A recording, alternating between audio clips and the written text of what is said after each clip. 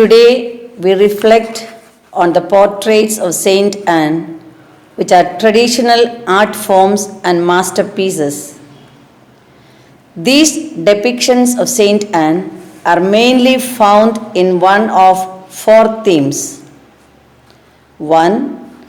Meeting Saint Joachim at the Golden Gate after his expulsion from the temple because the couple was childless.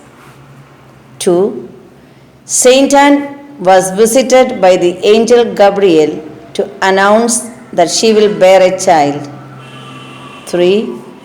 The presentation of the Virgin to the temple and the education of the Virgin. 4. The saint with the Virgin and child, either alone or with Saint Joachim, and sometimes with other saints. The most portrayed are the birth of the Virgin, her education, and with Madonna and saints. One of the saints is Saint John the Baptist, the precursor to Christ. There is an interesting aspect to the Madonna images. Sometimes the Virgin Mary is positioned in such proportion that she appears as a very young girl at her mother's side, while Saint Anne holds the infant Christ. This was particularly to emphasize Saint Anne's importance in Mary's life as a mother of the Savior.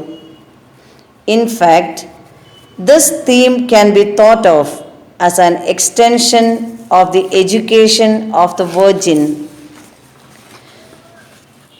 The pictures of Saint Anne has two colors, red and green, one for love, the other for rebirth, as she bore the new Eve Mary. No artist is bound to paint the Mother of Mary wearing these two colors, and a number of holy cards do not do so, but it is more often the case that Saint Anne is seen with one or both of these colors in her robes.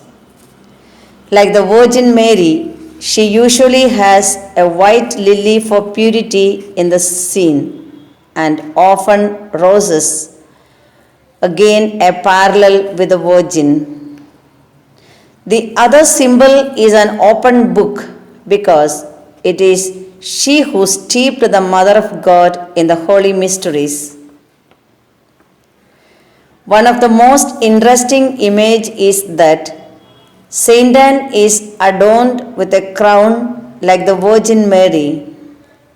In this image, red and green is visible, with the red a very pale hue in the robe itself, but vibrant in the ruby gems of the crowns. As we honor Saint Anne, we thank God for Saint Anne and Saint Joachim for their divine appearance, which draws our attention to walk on the royal road of holiness.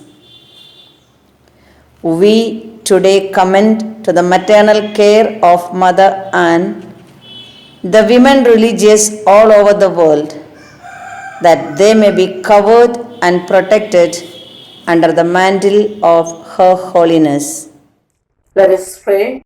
Mother Anne, make my heart like yours. Saint Anne, dear patroness, Mother worthy of filial love, give me a heart like yours, strong in its decisions and of unshakable loyalty. A heart full of love that radiates goodwill and is not hardened. A pure heart which lives in the flesh without living for the flesh. A noble heart quickly forgets its wounds and is ever ready to pardon. A sensitive heart that shares in the joys and sorrows of others. A heart gentle and kind that judges no one and never ceases to have confidence in others. A recollected heart close to the enticements of the evil one, open always to the word of God in all the events of life, an unwavering heart, clear in its thinking and strong in its action, a heart that is completely absorbed in the interest of Christ and unshakably loyal to Him. Amen.